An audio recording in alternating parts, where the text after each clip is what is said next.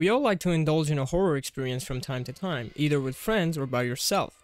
With popular franchises like Resident Evil, Silent Hill, Outlast, or Cry of Fear, in most of these games, you're a helpless guy trying to survive and escape the place you're in, or even uncover some dark secrets. Most of the time getting chased around and feeling like you can never catch a break. To be fair though, if we're talking about RE games specifically, they're anything else but horror at this point. And I'm not complaining. I mean the vampire chicks. Well, Ethan Winters. You escaped my little brother's idiot games, did you? Let's see how special.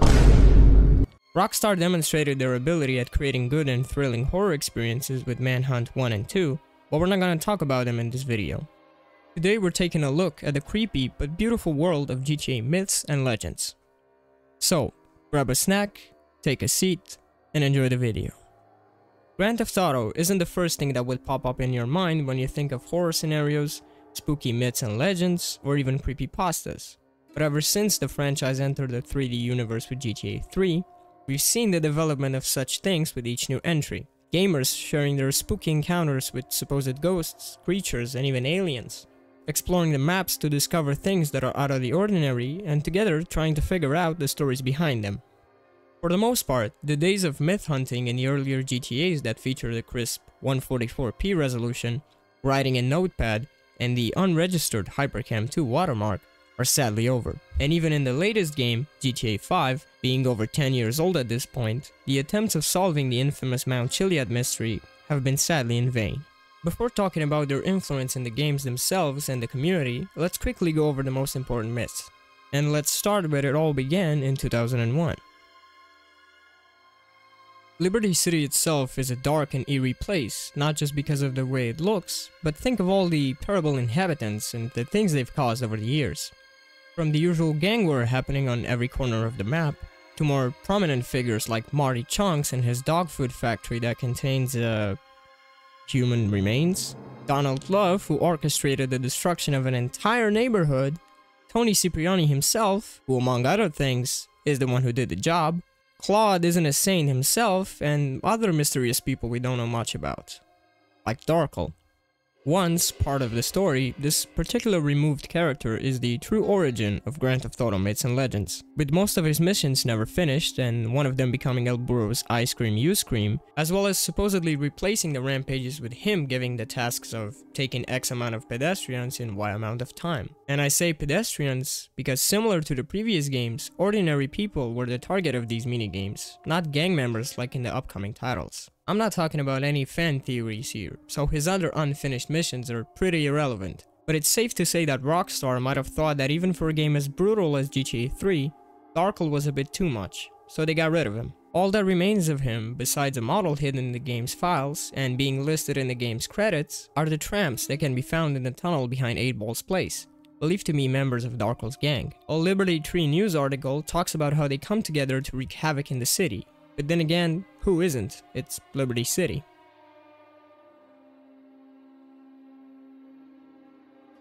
I didn't want to skip my favorite game in the series. Although it presents itself as a neon-soaked 80s crime simulator, Vice City isn't free of any mysterious sightings, like sea monsters, UFOs, or ghosts. But perhaps the most popular myth is surrounding Apartment 3C, this unmarked location on the map that the player can go inside of. Initially meant to be a safe house that would be unlocked at some point in the story, it has been the source of many players' legends and theories.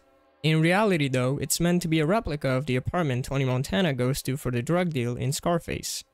And the bloody bathroom and chainsaw combo make it that more obvious. My favorite thing about this place remains the way you can just clip out using this specific corner. I personally never found Vice City myths to be all that interesting or scary, but there have been tons of videos and forum posts about them. And similar to Liberty City, the people that live here aren't the most mentally stable individuals either. If we're talking about San Andreas, it's still the biggest game in my opinion when it comes to myths and legends, as people are to this day still talking about them. Now, if I were to just simply list each and every myth that has surfaced on the internet surrounding this game over its near 20-year existence, the video would probably be double in length. So I'm gonna talk about the big furry boy himself, you guessed it, Bigfoot. A myth so popular that inspired Rockstar to actually bring him in the games, not once but twice, in Undead Nightmare and GTA 5 as a bonus mission for completing the game at 100%. I think San Andreas itself is what really sparked the interest of gamers for the world of myth hunting and sharing their discoveries on forums, creating mods to actually add in said creatures in the game, and even bigger projects that turned CJ into a whole MIB agent. Over the years, there have been countless videos posted, new myths appearing every once in a while, and entire forum boards and subreddits were created for people to engage with each other and share their love for myth hunting. We now return to a modern and upgraded Liberty City. Still the worst place to live in America and still the home to various myths and urban legends. With the most well-known one being the Rat Man, a mysterious figure that lurks around the subway, appearing to have rat-like features, obviously, and said to attack the player when spotted. Also, the statue's heart, something that's rather unsettling, especially since it moves and makes sounds. Although, what was more creepy to me personally was the GTA theory, which I can't find anymore unfortunately, but it presented a very dark twist to Nico's story. It describes how his adventures in Liberty City are just a purgatory scenario, and that Platypus never actually reached its destination, because the map is surrounded by water on all sides and Nico can't escape, can't die, and he doesn't even have a classic GTA happy ending. It's because he's actually dead and in purgatory, and he's forever stuck, unable to do anything about it. Now, that's just adding myths on top of basic game limitations and obvious mechanics, but personally that sounds a whole lot more scary than any Ratman, ghost, or creature of any kind. With the latest two games they've released, Rockstar decided to give the players what they actually want and add things like UFOs, ghosts, ghost trains, and other mysterious things in both GTA 5 and Red Dead Redemption 2. Now, these ones are the kind of solved by default because they actually exist in the game, but what remains uncovered for ages now is the Mount Chiliad mystery, and perhaps we will never know what actually hides behind all of that. But what's crazy to me is that the myth itself is so popular that besides the millions of videos and forum threads, even Ned Luke, Michael's performance capture artist, has butted in on this. Really? You're gonna ask me about the Mount Chiliad mystery? Yes. Alright. What is the Mount Chiliad mystery, for those of us who don't know? We're gonna solve this, okay? I don't know what it is. It's the mystery at the top of the mountain right now. Alright, so everybody get out your notepads. Still don't know. Here's how you solve the Mount Chiliad mystery. You go down to Del Perro Pier. You swim out 35 miles. You dive down 78 feet. Not 77, not 79. 78 feet. There you'll find the answer. I'd say kiflam to that, Zondar. Now, besides the obvious troll, that's pretty funny. Now that we've had a nice and refreshing history lesson in GTA myths and legends, why are they so important to all of us? And why are we so eager to search and find answers? I think it stems from our human nature to investigate things, our nature to question anything and everything, even ourselves and even things that seem absolutely normal.